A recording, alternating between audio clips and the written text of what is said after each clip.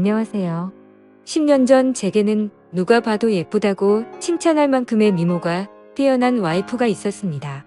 그때 당시에 저와 아내는 30대 초반의 동갑 부부였었고 초등학교를 다니는 외동딸 아이 하나가 있었습니다. 저와 아내가 처음 만나게 된 건 남들처럼 특별할 건 없었습니다. 그 당시 아내는 제가 다니는 회사의 갑위치에 있는 더 좋은 회사에서 근무하던 직원이었고 회사 간의 업무 파트너 담당자들이었기에 매주 몇 번씩 마주치게 되었었죠. 그러다 그녀의 미모와 능력에 점차 빠져들게 되었습니다. 저는 전문대를 나왔고 집사람은 명문대를 나왔었고 얼굴은 연예인 중에 김사랑을 닮아서 세련미가 넘쳤고 몸매도 좋았습니다. 그리고 말도 사근사근하게 잘하고 상냥해서 누구나 반할 만한 그런 여자였었죠. 솔직히 그에 비해 저는 다른 사람들과 다를 바 없는 평범한 남자였었고 아내는 미모면 미모 학벌이면 학벌 그리고 저보다 뛰어난 스펙까지 뭐 하나 꿀릴 게 없었죠. 그래서 그런지 처음에는 상냥하게 말을 건네던 여자였는데 제가 관심을 보이자 그때부터는 전과 다르게 저를 깔보는 듯한 행동과 말을 서슴지 않더라고요. 그래도 그때는 왜 그랬는지 그런 취급이 아무렇지가 않았습니다. 왜냐하면 그녀를 너무나도 사랑했었기에 그런 상처보다도 그녀를 바라보는 행복이 더 컸기 때문이었죠. 아무튼 저는 계속해서 관심을 표현하면서 선물 공세를 하기 시작했고 어느샌가 그녀도 제 마음을 알아줬는지 행동이 변하기 시작했던 시점이 있었습니다. 그런데 사실 그 행동조차도 저를 사랑해서 변했던 행동은 아니었더군요. 왜냐하면 훗날 결혼하고 나서 술을 마시다 아내가 제게 그때 있었던 사실을 술김에 말해줬기 때문입니다. 아내는 그때 당시에 같은 회사의 직원과 비밀 사내 연애를 하고 있었답니다. 그런데 갑자기 아내는 이별을 통보받았고 그 복수심에 저와 알콩달콩한 모습을 보이고 싶어서 그랬었다더군요. 그렇다면 제게 하는 행동을 그 자리에서 같이 볼 수 있었던 사람이었을 테고 누군지 짐작은 갔었습니다. 그때 같이 회의를 하던 사람은 아내의 팀장인 유부남과 여직원 1명, 그리고 남자 후배가 1명이 있었죠. 그래서 저는 당연히 후배 남자라고 생각을 했었는데 지금 생각해보니 그게 아니었던 것 같기도 합니다. 아무튼 그때 당시에는 자세한 내막을 알지 못한 저는 그녀의 관심이 행복하기만 했었고 그녀도 저와 같은 마음이라고 확신이 들어서 고백을 하였고 연애를 시작하게 되었습니다. 하지만 저 혼자만의 일방적인 마음으로 시작한 연애는 힘든 시련들이 셀 수 없이 많았습니다. 그녀는 친구들과 술을 마시거나 회식을 하는 날이면 어김없이 연락두절은 기본이었고 제가 상처를 받든 말든 남자 사람 친구와 둘이서 술을 마신다고 아무렇지 않게 말을 하더라고요. 이미 콩깍지가 제대로 씌어져서 아내의 잘못된 모습들을 모두 다 이해하고 넘어갔던 것 같습니다. 그러다 결국 제가 너무 큰 상처를 받게 되고 그녀와 이별을 선택하게 된 사연이 있습니다. 그때 당시 여자친구는 자주 술을 마시던 남자 사람 친구와 둘이서 여행을 간다고 하더군요. 여자친구는 그 친구와는 어릴 때부터 동성 친구처럼 지내는 사이라서 걱정할 거 없다고는 하는데 아무리 제가 여자친구를 좋아해서 쩔쩔매는 입장이라고 하더라도 이건 아니지 않나요? 그래서 그동안 참아오던 모든 게 터져버렸고 분노가 한번 시작하니 도저히 걷잡을 수 없었습니다. 저는 단도직입적으로 말했죠. 만약 그 남자와 둘이서 여행을 간다면 나와는 끝이라고 말이죠. 하지만 여자친구는 그러거나 말거나 관심도 없다는 듯이 네 마음대로 하라고 하고는 여행을 가버리더군요. 그런 모습에 그동안 내가 정말 연애를 잘못하고 살았구나 라는 걸 많이 깨달았고 힘든 아픔을 겪고 있었습니다. 그렇게 2달 정도가 지난 어느 새벽에 여자친구에게서 연락이 오더라고요. 저는 제 나름대로 많은 정리를 했다고 생각을 했음에도 그녀의 번호로 전화가 오니 심장은 미친 듯이 두근거렸고 솔직히 말해서 기분이 나쁘지가 않고 반갑고 좋았었습니다.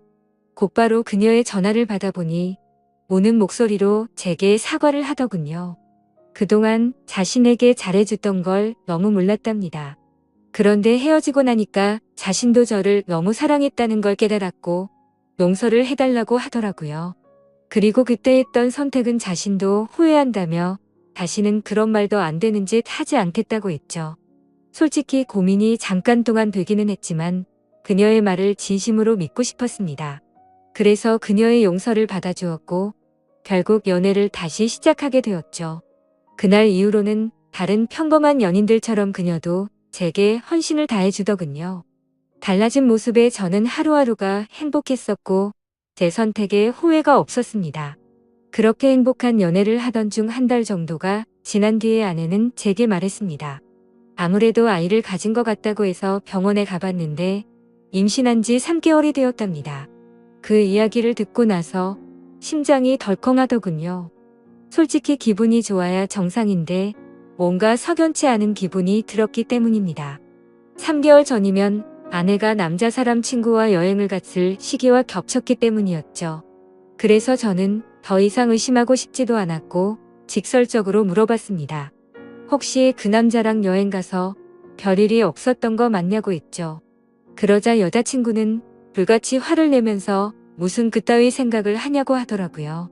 정말 그 친구와는 동성 친구처럼 지내는 사이라서 아무 일도 없었답니다.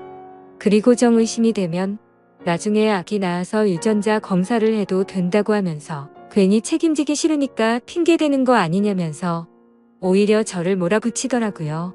그래서 일단 당장은 아내의 당당한 태도에 제가 너무 의심만 가지고 기분 나쁜 소리를 한 건 아닌가 싶어서 사과를 했고 결국 아내와 저는 아이를 낳기로 결심을 하고 서둘러서 결혼을 했습니다. 신혼집은 걱정이 없었고 아내도 그걸 잘 알고 있었습니다. 그때 당시에는 부모님께서 하시던 자영업이 잘 되고 있었기 때문에 모아둔 재산이 제법 많았었기 때문이었죠. 그래서 신혼집을 서울 한복판에서 대출 없이 자가로 시작했습니다. 그때는 정말 남들 부러울 거 하나 없었고 진짜 세상이 모두 다 제 것만 같았습니다. 결혼을 하고 나서 집사람은 곧바로 다니던 회사를 그만두고 딸 아이를 출산하게 되었죠. 그리고 아내와의 합의하에 딸아이와 저의 유전자 검사를 해봤는데 제 친자식이 맞더라고요. 그래서 아내를 의심한 게 미안한 마음이 커서 그날 이후로 아내를 공주님처럼 모시면서 지내게 되었고 12년 동안 저희 부부는 남들 부럽지 않게 평범하고 행복하게 잘 지내고 살았습니다. 물론 그 생각은 지금 다시 생각해보면 저 혼자만의 착각이었던 것 같지만요. 아내가 연예인처럼 예쁘고 날씬하고 동네 주민들 누구에게나 상냥했었는데 이런 성격들이 어쩌면 다 불행의 시초였던 것 같습니다. 그때는 착하고 상냥한 성격이 마냥 좋다고 생각했는데 믿는 도끼에 발등 찍힌다는 말이 절실하게 생각나더군요. 아무튼 어느 날 옆집의 유명 배우처럼 생긴 데다가 근육질 몸매에 얼굴도 잘생긴 30대 정도의 이혼남이 이사를 오게 되었습니다. 아마도 그 시기부터 뭔가 모르게 평화로웠던 제 삶이 엉망진창으로 뒤엉켰던 것 같네요. 그 사람이 이사를 오고부터 복도에 담배 냄새가 많이 났었고 담배 꽁초가 많이 버려져 있었습니다. 그걸 참다 못한 집사람이 그놈에게 주의를 준다고 하면서 말을 섞더니 그 남자에 대해서 나쁜 사람이 아니었다며 저보고도 오고 가며 친하게 지내라고 하더라고요. 솔직히 그때는 그냥 그런가 보다 정도였습니다. 하지만 아내는 저와 이야기를 할 때 자신도 모르게 매번 옆집 아저씨가 이랬다 저랬다라고 하면서 언제부턴가 옆집에 사는 이혼남의 이야기를 과하다 싶을 정도로 많이 하더라고요. 그래서 제가 회사에 출근을 하고 나서 저렇게 많이 이야기를 나누는 건가 싶었습니다. 그렇다고 괜히 예전처럼 또다시 의심을 할 수도 없는 노릇이었고 혹시라도 찌질하게 보일까 봐서 일체의 잔소리를 삼가했습니다. 결혼 전에도 딸아이가 제 아이가 아니라고 의심했던 미안함이 너무 컸었기에 사랑하는 아내를 믿을 수밖에 없다고 생각을 했고 그때까지만 해도 다른 생각은 딱히 하지 못했습니다. 하지만 날이 가면 갈수록 아내의 행동에서도 많은 부분들이 달라지는 게 느껴지기 시작했죠. 언제부터인가 제가 퇴근을 하고 집에 들어오면 집사람이 집안에서도 화장을 진하게 하고 있다든지 평소와는 다르게 집에서 입는 반바지나 치마가 과하다 싶을 정도로 많이 짧아졌습니다. 제가 고지식해서 하는 생각이 아니라 그냥 누가 봐도 민망하다 싶을 정도로 너무 많이 드러냈었죠. 오죽하면 근처 슈퍼에 가서 담배를 사고 있을 때 슈퍼 아주머니가 그러더군요. 아이의 엄마가 너무 노출이 심하다면서 요즘 동네 아줌마들 사이에서도 말들이 많다고 하더라고요. 하지만 과거에도 아내의 미모를 시기 질투해서 가끔 그런 이야기들이 오고 간 적이 있어서 대수롭지 않게 생각했고 집에서만 지내다 보니 아내가 많이 외로워졌나? 라는 생각까지 들더라고요. 그렇게 아내를 믿으면서 평소와 다름없이 지내던 어느 날이었습니다. 외근을 다녀오고 나서 평소보다 일찍 퇴근하고 집으로 들어갔는데 아내가 샤워를 하고 있더라고요. 그래서 아무 생각 없이 옷을 갈아입고 안방에서 TV를 보면서 쉬고 있으니 아내가 욕실에서 나오더군요. 그런데 생전 처음으로 보는 민망한 속옷 차림으로 나오더니 아내도 약간 놀라는 듯한 눈치였습니다. 아내는 오늘 무슨 일로 일찍 들어왔냐고 하면서 놀라는데 오늘 외근 갔다가 일찍 들어왔다고 말했고 처음 보는 속옷이라고 하니까 기분 전환 겸 샀다고 하더라고요. 그래서 그냥 그런가 보다 생각은 했지만 도저히 주부의 속옷으로 보기는 힘들었습니다. 그냥 기분이 찜찜했지만 그러려니 했고 일찍 마친 김에 같이 장이나 보러 가자고 하고서 아내와 같이 외출을 하게 되었죠. 그렇게 엘리베이터를 기다리고 있는데 옆집에 사는 이웃남도 때마침 문을 벌컥 열고 나오더군요. 그런데 약간 흠칫하는 듯한 모습이 이상하게 생각되었고 같이 엘리베이터를 탔는데도 뭔가 알 수 없는 묘한 기류가 느껴졌습니다. 평소에 친하게 지낸다던 아내와 이웃집 남자가 이야기도 잘 섞지 않았고 옆집 남자는 저와 인사를 하면서도 제 눈을 똑바로 쳐다보지를 못하더군요. 예전에도 이런 모습들이 보였기 때문에 단지 성격이 좀 소극적이거나 수줍음이 많은가 보다 생각했었고 그저 내성적인 사람이려니 생각했었습니다. 그런데 갑자기 저런 모습이 저에게만 그런 건가 싶은 생각이 들었죠. 그래서 마트를 가는 동안 아내에게 물어봤습니다. 옆집 남자랑 친하다면서 왜 어색하게 인사하냐고 했더니 몇 번 마주쳤는데 보면 볼수록 사람이 착하기는 한데 뭔가 어두운 느낌에 멀리 있다고 하더군요. 그러면서 아파트 반상회에서도 아주머니들 사이에서 말이 많았다며 말을 이어갔습니다. 옆집 남자가 원래는 성격도 밝고 착한 사람이었는데 정부인이 바람을 펴서 이혼을 하고 성격이 많이 변했답니다.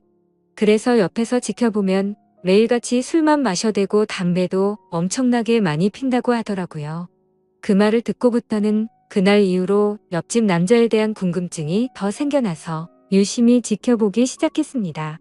술과 담배를 많이 한다는 건 잘 알 것 같은데 그런 걸 제외하고는 특별한 문제들은 없어 보이더군요.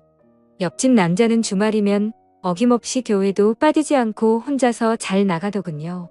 단정히 성경책 들고 예배 가는 모습이 인상이 깊었고 그런 모습들이 어두워 보인다거나 다른 생각은 할 수가 없었죠.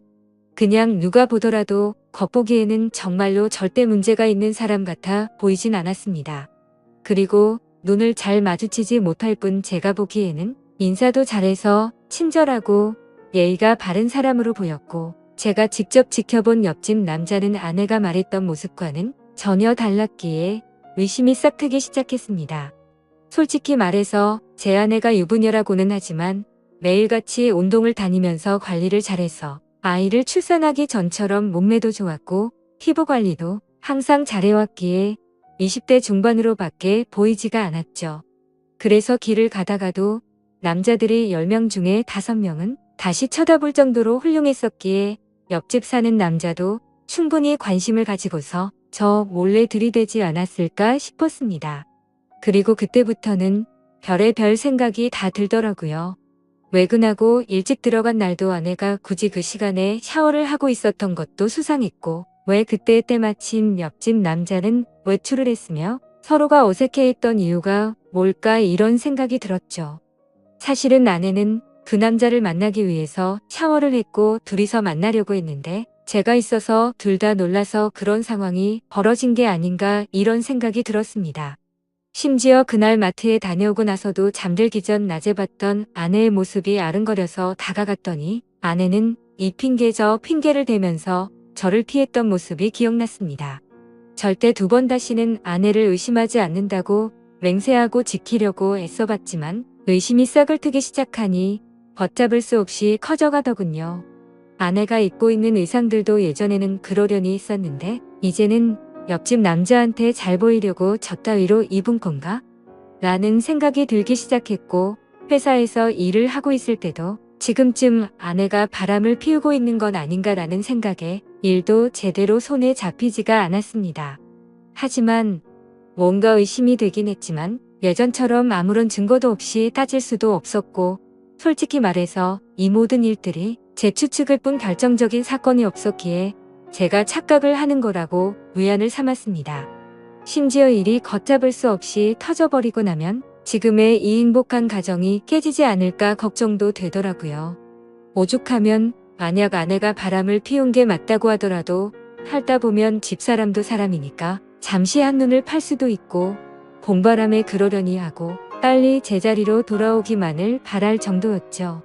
하지만 아무리 제 자신에게 주문을 걸 듯이 편하게 생각하려고 해도 자꾸 이상한 기분은 지워지는 게 아니라 점점 더 커져갔고 더러운 기분은 머릿속을 떠나지를 않았습니다.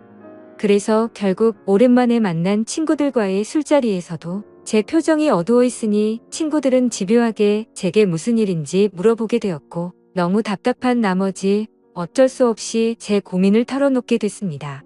그랬더니 친구들은 한참 동안 고민을 하더니 한 친구가 솔깃한 방법을 제안해 주었습니다. 집안 천장에 작은 소형 카메라를 설치하는 게 어떻겠냐고 권하더군요.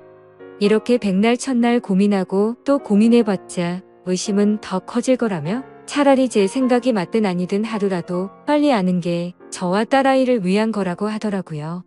그 말을 듣고 보니 저도 같은 생각이었습니다.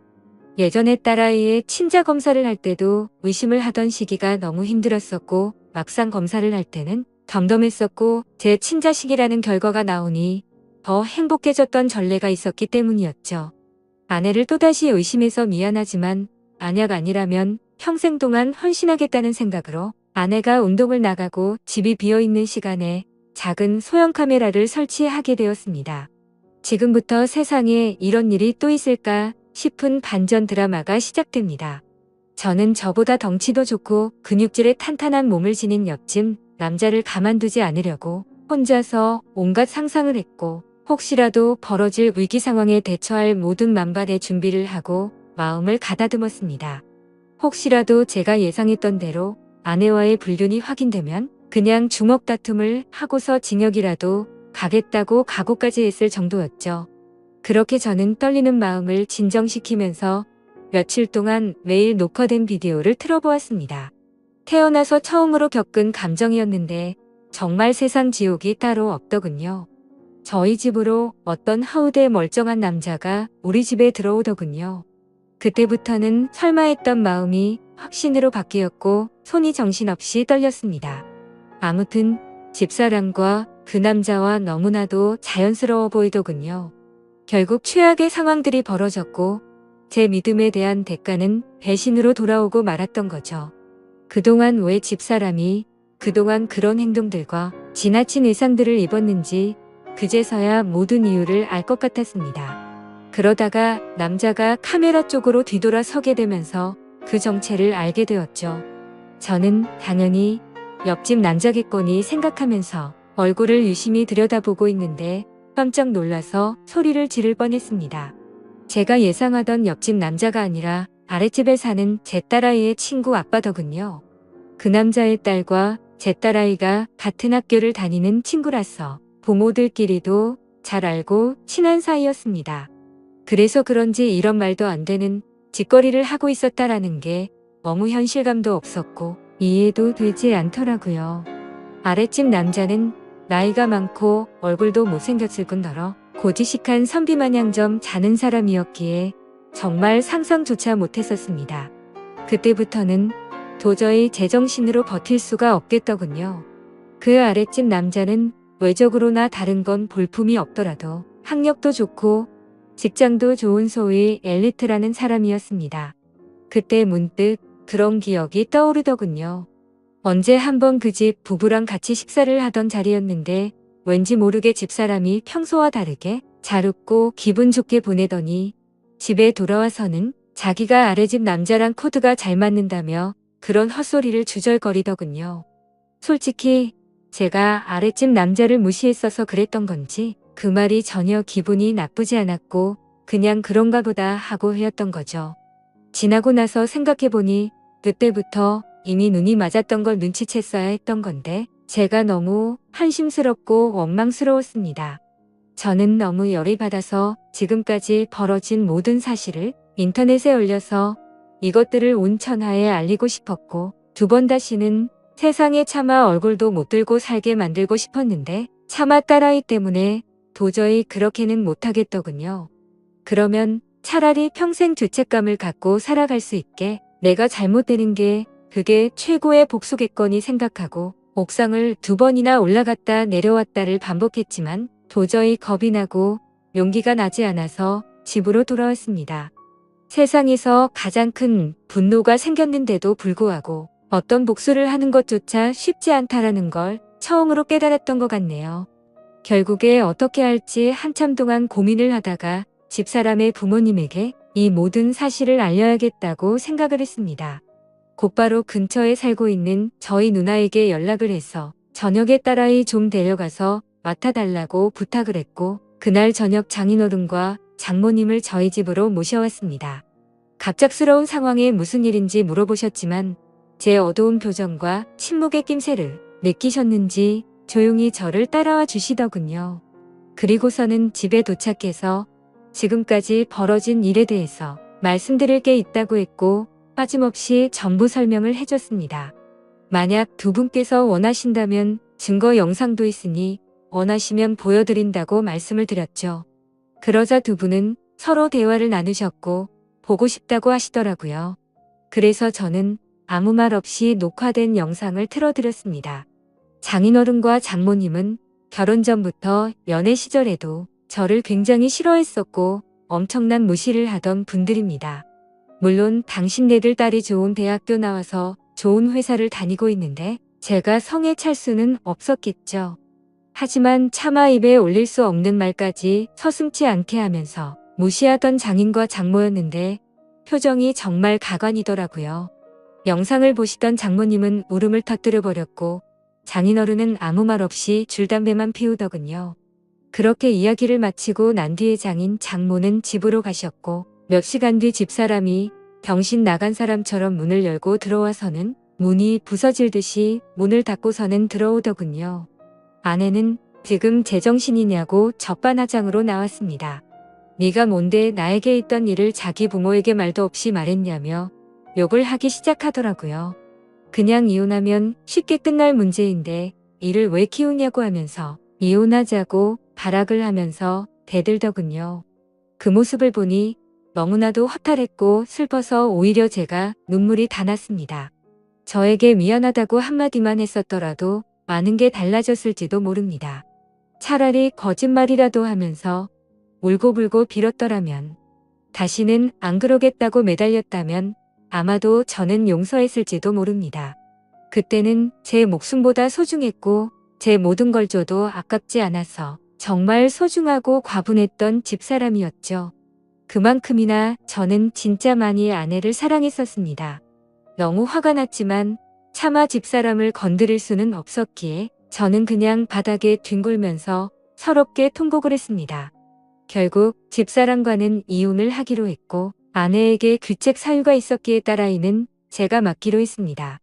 그리고 아랫집 그 정신나간 유부남도 이 모든 사실이 드러나자 그 유부남의 아내가 회사에서 한바탕 난리를 치는 바람에 불명예 퇴직을 당하게 되었고 결국에는 이혼까지 당했다고 하더군요.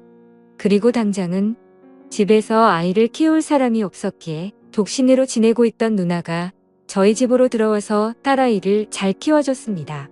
가진 거라고는 집 하나 딸랑 있었는데 그 집을 팔고 싶지는 않았습니다. 당장 팔면 너무 막심한 손해였을 뿐더러 온전히 제 딸아이에게 물려주고 싶었기 때문이죠.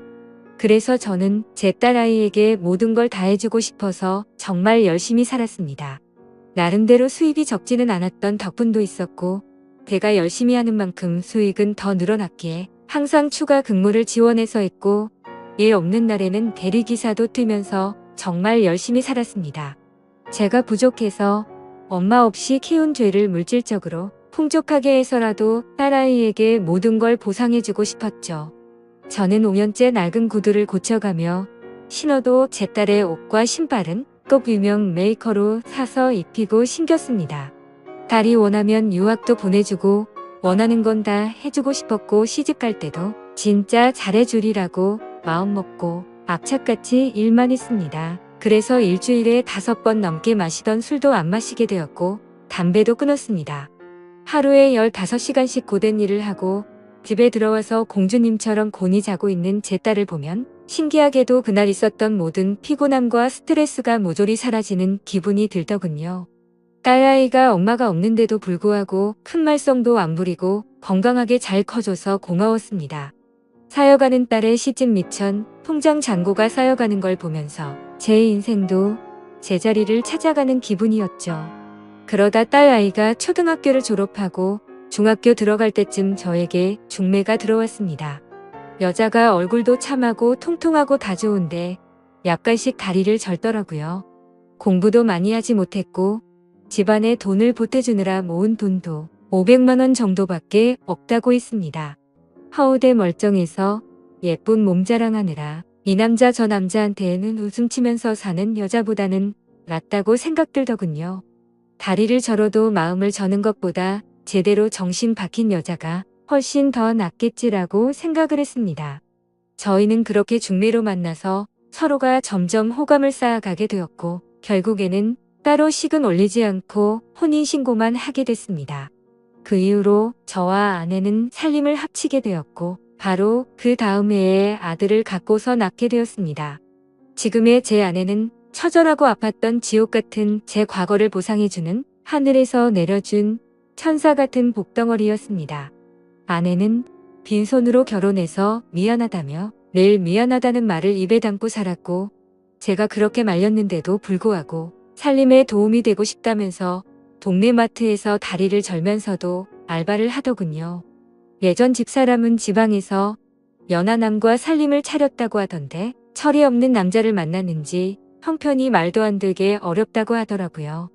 그래서 가족들한테 돈을 엄청나게 빌린 뒤로는 가족들에게조차 보통 연락이 없다고 하더군요. 뭐 그러던지 말던지 저는 제 인생을 살려고 합니다. 이젠 저는 두 아이들을 위해서 그리고 지금의 아내를 위해서 더욱 더 열심히 살 겁니다. 어제 성과금이 들어왔습니다. 오늘은 저녁에 아내가 좋아하는 소고기에 소주나 한 잔 마시면서 하루를 정리하려 합니다. 지금까지 제 사연을 읽어주셔서 감사합니다.